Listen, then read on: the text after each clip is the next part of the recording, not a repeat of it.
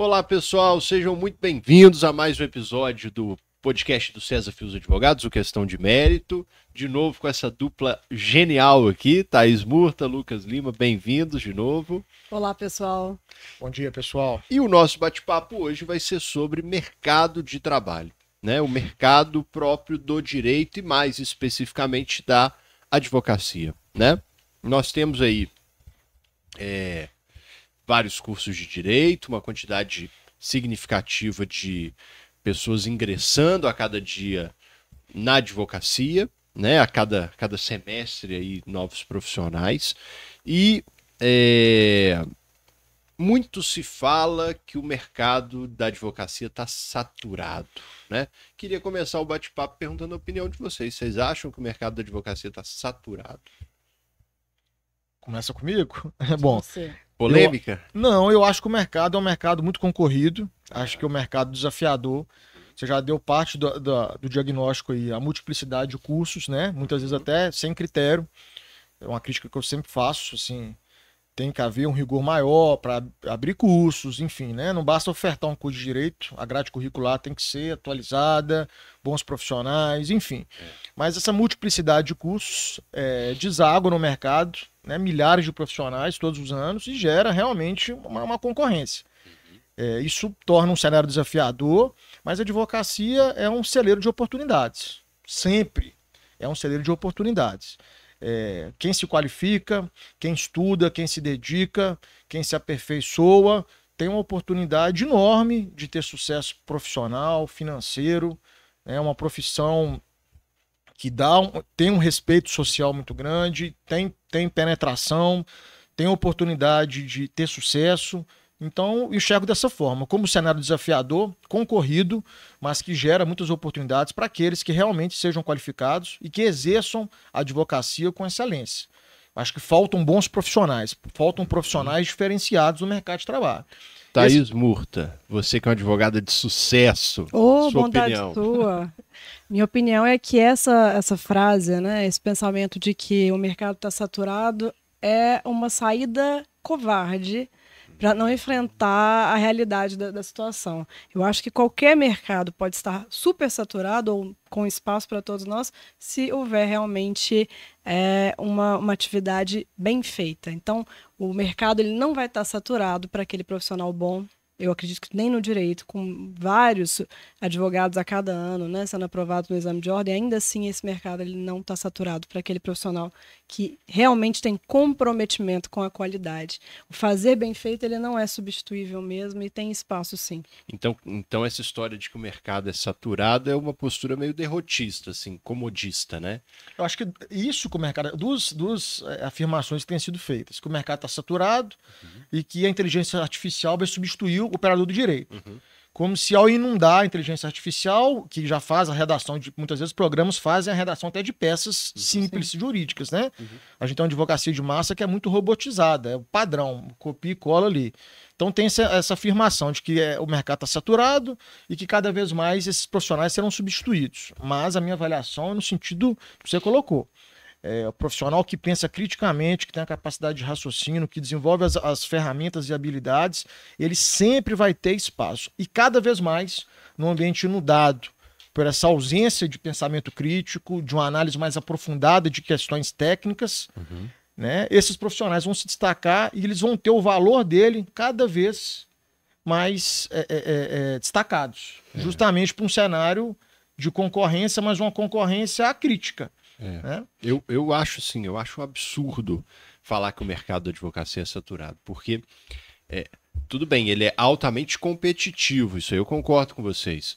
Nós temos muitos profissionais e muitos profissionais muito bons, né, com especializações, com muito tempo de experiência, etc. Mas pensem, gente, um país como o nosso, de dimensões continentais, com 200 milhões de habitantes, e com os desafios nos mais diferentes graus, né? O que mais tem é problema. E a matéria-prima de trabalho do advogado é problema. Se tem um lugar que você tem muito problema para resolver, é aqui.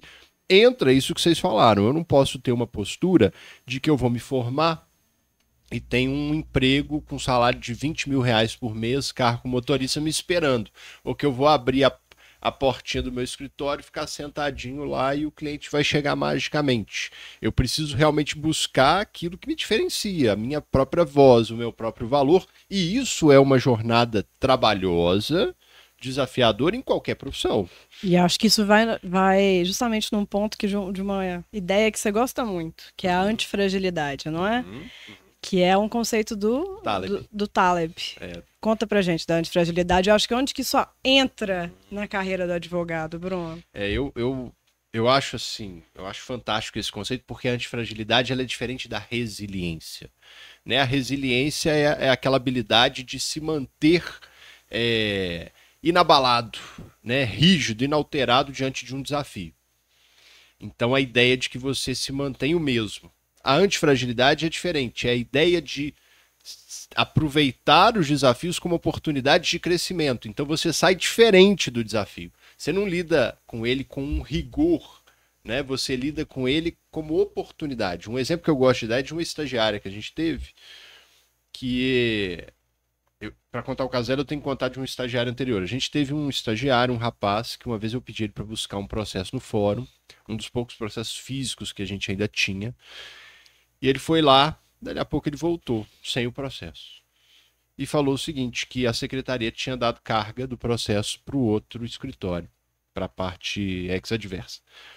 Só que isso não podia ter sido feito, porque era um prazo comum. Como é que se eu tenho um prazo comum correndo, como que uma parte pode tirar os autos da secretaria? Mas ele deu de ombros, como quem diz assim, olha, eu cumpri o que você me pediu, quero ir lá buscar, tô te falando que o processo não estava lá. E aí tempos depois, a gente teve uma estagiária que aconteceu a mesma coisa. Só que a postura dela foi completamente diferente, porque ela voltou e falou, olha, Bruno, fui lá, o processo não estava lá, mas eu trouxe para você esse documentinho aqui, essa certidão da secretaria, dizendo que foi um erro deles, que o seu prazo está suspenso, ele vai ser restituído, etc. E tô com o telefone do escrivão. Vou estar em contato com ele, a hora que chegar lá eu já vou buscar para você. Quer dizer, ela foi antifrágil, ela se deparou com um problema, não sei como ela encontrou a solução, se ela ligou para um amigo, para um professor, perguntou a alguém no corredor do fórum, mas fato é que ela é como se ela dissesse assim, olha, eu sou a dona desse boteco, ele me deu essa missão e eu vou cumprir. Eu não vou deixar ele perder o prazo, é um problema que virou um problema meu. Isso é um exemplo clássico de antifragilidade. Resolutividade é um valor importante, uma característica muito importante. Ela é mais do que a resiliência. E juntando, inclusive, as duas coisas, a antifragilidade com a questão da inteligência artificial que você trouxe antes, essa postura antifrágil, que é justamente você dar um passo atrás e perceber naquele desafio ali a possibilidade de achar um espaço, de dar uma solução, a gente nota em relação a esse momento atual da inteligência artificial.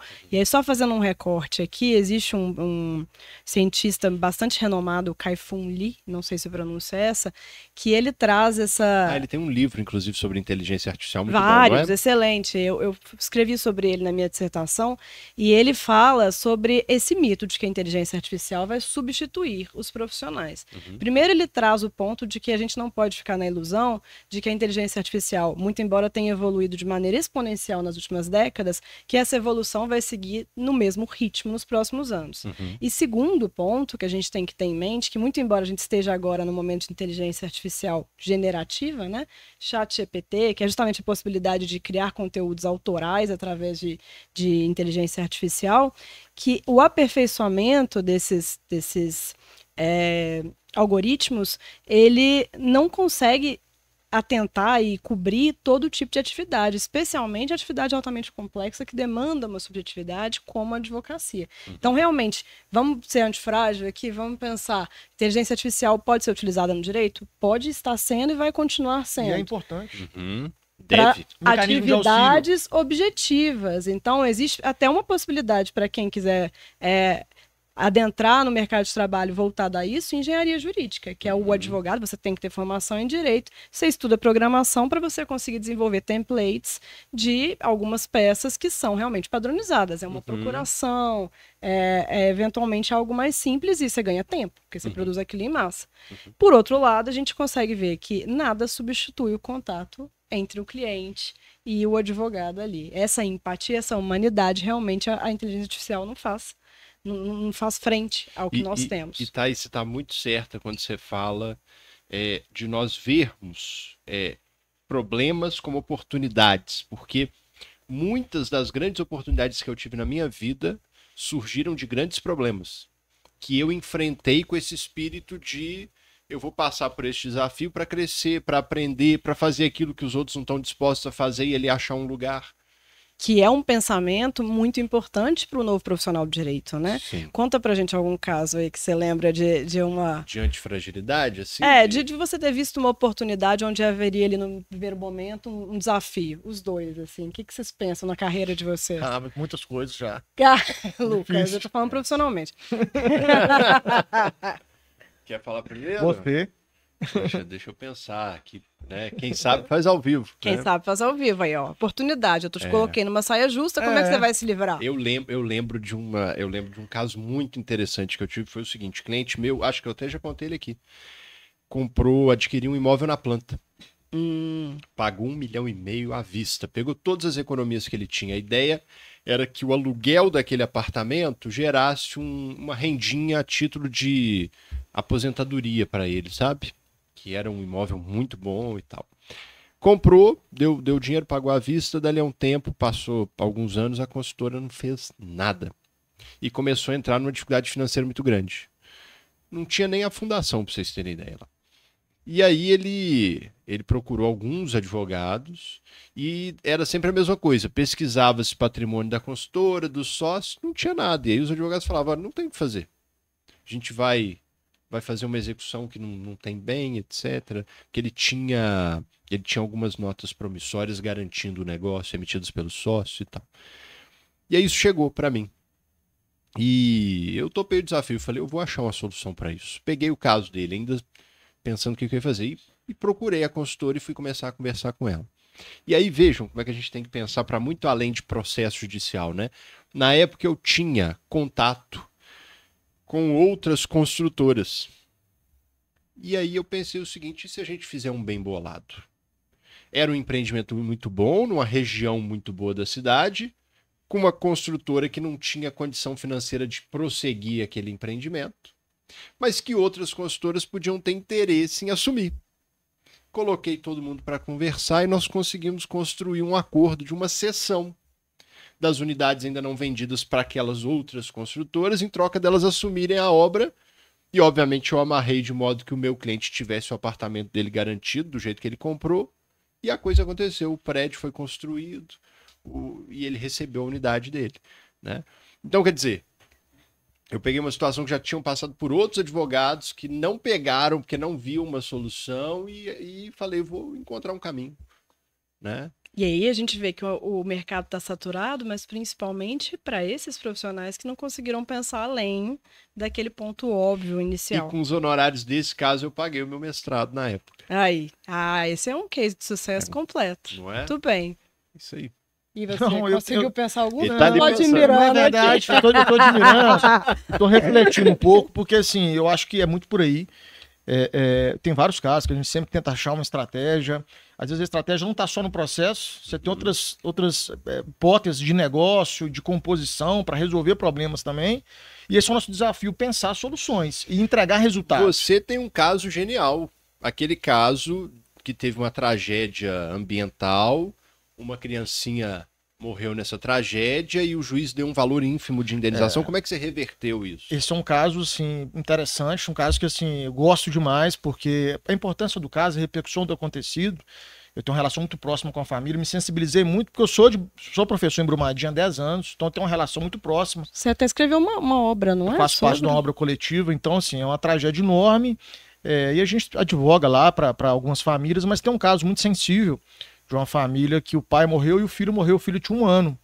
E eu advogo para os pais e avós dessa criança. E a indenização de primeiro grau tinha sido um valor muito baixo. E o avô, na verdade, não é avô biológico, é avô afetivo. Uhum. E o juiz entendeu que o avô afetivo não tinha direito. E eu levei o caso ao tribunal, despachei com todos os embargadores, sustentamos oral e vencemos esse processo de segunda instância. Entendeu-se que o avô afetivo tem os mesmos direitos que o avô biológico, que inclusive é um precedente do STJ, e aumentou a indenização, deu indenização para os avós, para os tios, num patamar pouco usual no judiciário, mas o que é justo, dada a proporção do acontecido, a tenridade da criança. Mas qual que era o desafio? demonstrar isso de forma minuciosa, demonstrar a capacidade financeira da empresa, que em tese que produziu concretamente essa violação, demonstrar a vulnerabilidade, a extensão, o sofrimento, acompanhar o processo de perto e ter a vitória. Essa não é uma vitória só financeira. A advocacia, acima de tudo, é paixão. Assim, é um processo que eu tenho prazer em cuidar. Eu trato como se fosse meu. Não só pela repercussão financeira, que é importante, mas por tudo que está envolvido sentimentalmente, a dor, a necessidade de se fazer justiça na concepção que se entende por aí. Foi nesse caso que você usou o Visual Law para mostrar? Aí a gente fez de forma visual, faturamento da empresa, o valor da indenização, quanto que representava em relação ao faturamento da empresa, que é multibilionário. Aí você viu que o valor que tinham fixado de indenização pela morte da criança equivalia a 1 minuto do faturamento. Representava menos de um segundo. Um segundo. Do faturamento bruto anual daquela empresa. Usou de um recurso, só complementando para o pessoal conseguir visualizar, que a gente vai chamar de hierarquia invertida. Quando a gente quer destacar uma informação no Visual Law, normalmente a gente usa a informação maior, né? Coloca ali, seja negritado, agora menos, porque a gente tem outros recursos, mas a gente tenta destacar colocando maior a informação. Ali usou ao contrário, ou seja, colocou a informação diminuindo para demonstrar o faturamento grande, a indenização para demonstrar assim, olha, conforme for a indenização aqui corresponde a 1 segundo de faturamento dessa empresa. Quer dizer, a Quanto vida vale dessa a vida criança vale menos que 1 segundo de faturamento da empresa. Isso tem um impacto enorme, muito grande. Todas as vezes que a gente mostra essa ilustração, eu uso muito em sala de aula isso para mostrar para os alunos estratégia de advocacia, gera aquele silêncio, né? Que a pessoa, olha, às vezes você lê aquela frase, você ouve essa informação, ok, mas quando você vê aquilo ali te impacta de uma maneira... Dói, alguma coisa em você dói, né? Você vê que tá muito errado, né? Sim. Eu acho que esse é o nosso desafio, de conseguir produzir esse serviço diferente, sabe? Não ficar no padrão. Eu tenho a convicção que se a gente não tivesse desenvolvido o trabalho nesse nível, talvez o resultado seria diferente. Tenho certeza absoluta que foi o cuidado, esse nível de detalhamento, acompanhamento, entregar memoriais, sustentar a oral, que fez com que a gente tivesse êxito até então parcial nesse processo. E é isso que eu tento falar para os alunos e para o estudante de direito, para quem está chegando no mercado de trabalho, para aprofundar no conhecimento. Hoje não basta saber só o direito, e de fato isso é essencial, é o mínimo, mas nós temos que buscar desenvolver outras habilidades. Ponte Miranda já falava, né? Quem só direito sabe, nem direito sabe. Isso envolve conhecer, capacidade de desenvolver a redação jurídica de outra forma, de saber gerar petições com instrumentos visuais modernos. Isso envolve inteligências emocionais, de se relacionar, a forma de ter empatia para dialogar com o magistrado, ter uma postura firme em audiência. É um conjunto de atributos que só em médio prazo você consegue desenvolver para ter uma carreira sólida. Humanidade no atendimento, sensibilidade e acho até um valor importante, transparência na relação com o cliente. Sim. A gente topa alguns desafios, desde que a gente enxergue alguma perspectiva. A gente não coloca cliente em aventura. Mas a gente não coloca cliente em aventura e esse é um valor. Sim. É um valor. É um valor. Então todo cliente que senta à mesa, ele tem a segurança de que se a gente encampar o projeto dele, é porque a gente vê alguma alternativa.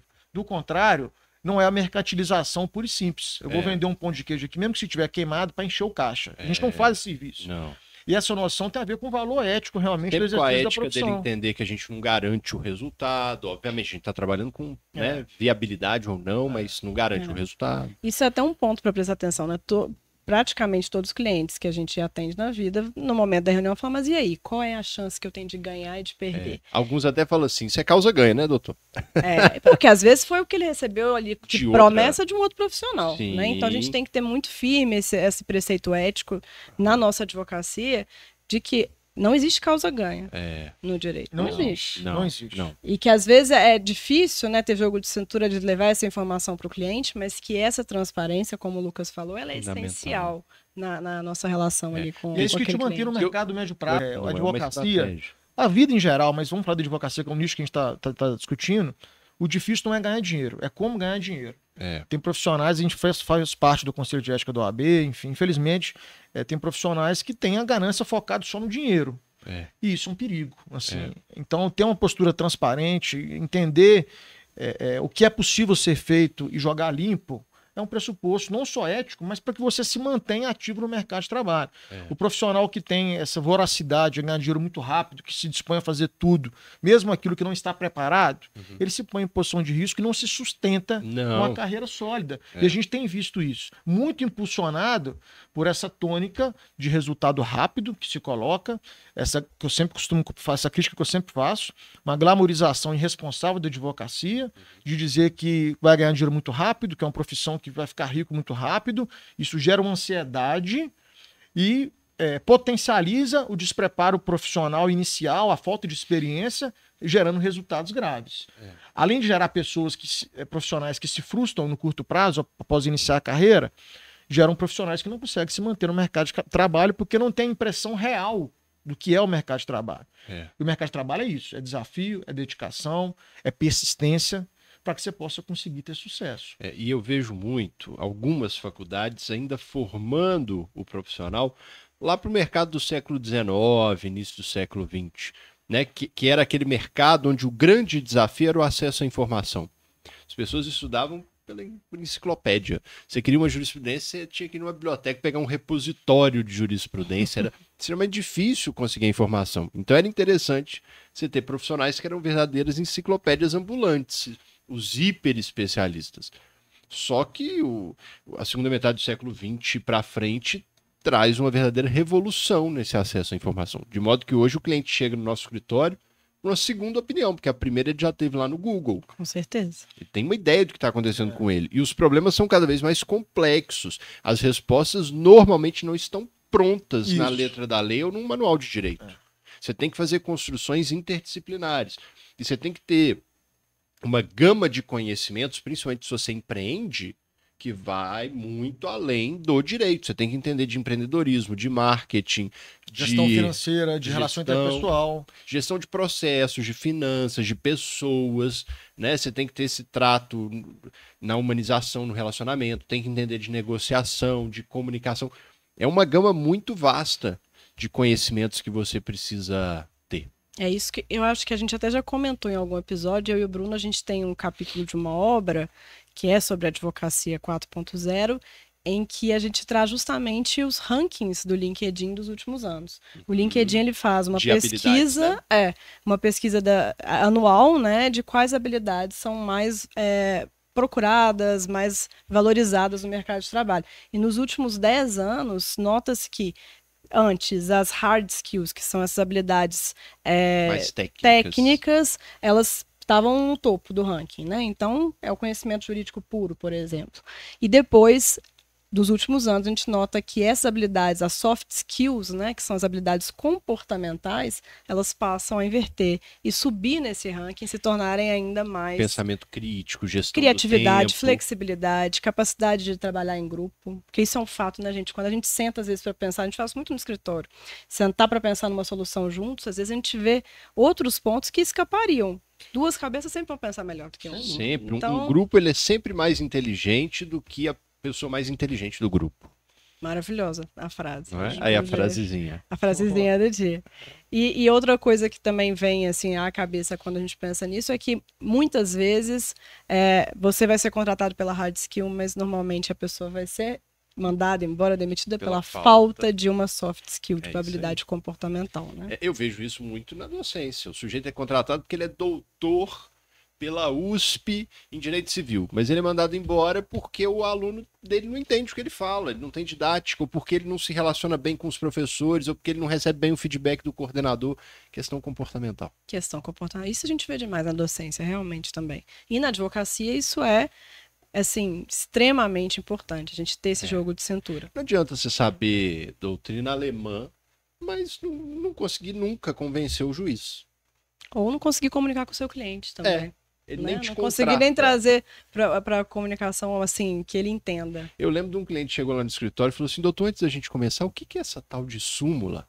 Porque eu fui num outro advogado, ele começou a falar comigo de súmula e eu fiquei com vergonha de perguntar o que era. Quer dizer, né, a gente tem que adequar a nossa linguagem ao grau de compreensão do nosso interlocutor. A quem interessa você ser indecifrável, né? A ninguém. Isso é contraprodutivo. Não é Nietzsche que fala turvar as águas para que pareçam mais profundas, né? Eu chamo de síndrome de Rui Barbosa, mas eu acho que é invenção nossa, de novo.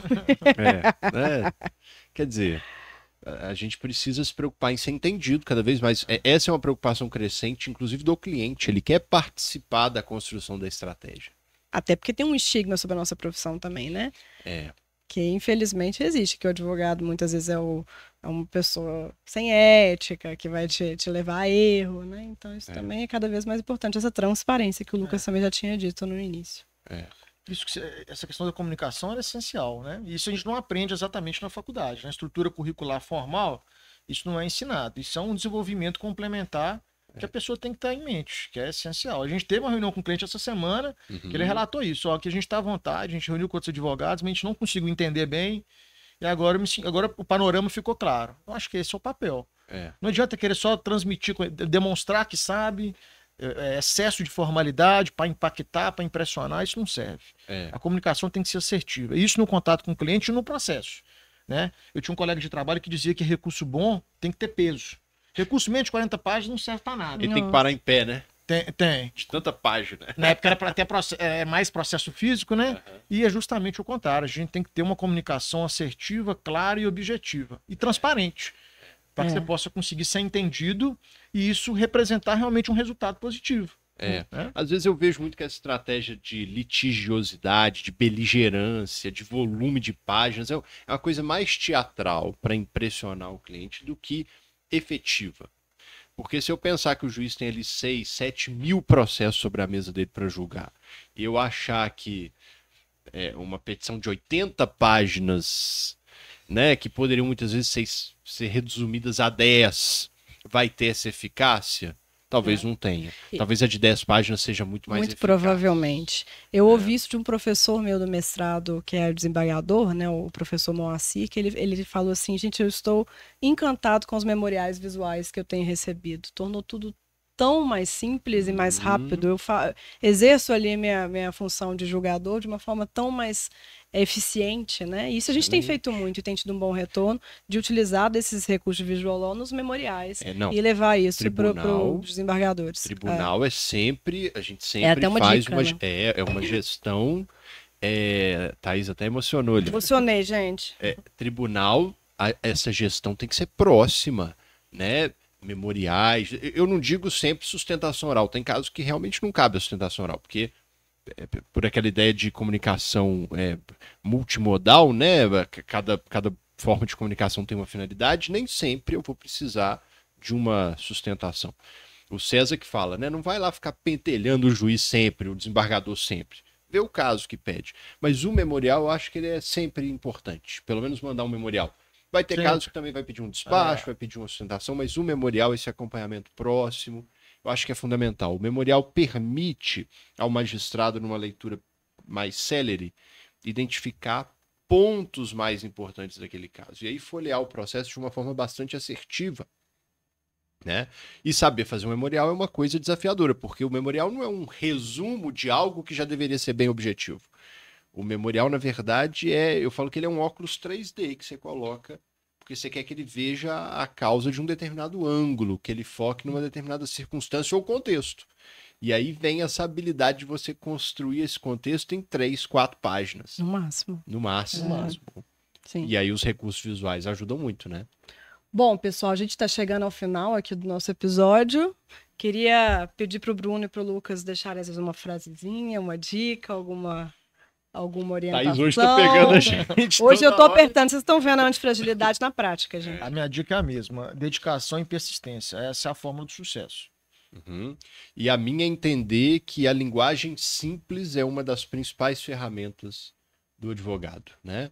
Eu achei durante muito tempo que a lei era a nossa principal ferramenta, mas basta você assistir um tribunal do júri ou você ter um tempinho de advocacia que você vai ver que a linguagem também é uma das nossas principais ferramentas. E saber manuseá-la para que ela comunique, para que ela torne comum a sua mensagem com eficiência é fundamental. Dedicação, persistência e comunicação com uma linguagem simples. É isso, pessoal. Muito obrigada pela companhia e até o nosso próximo episódio do Questão de Mérito. Valeu.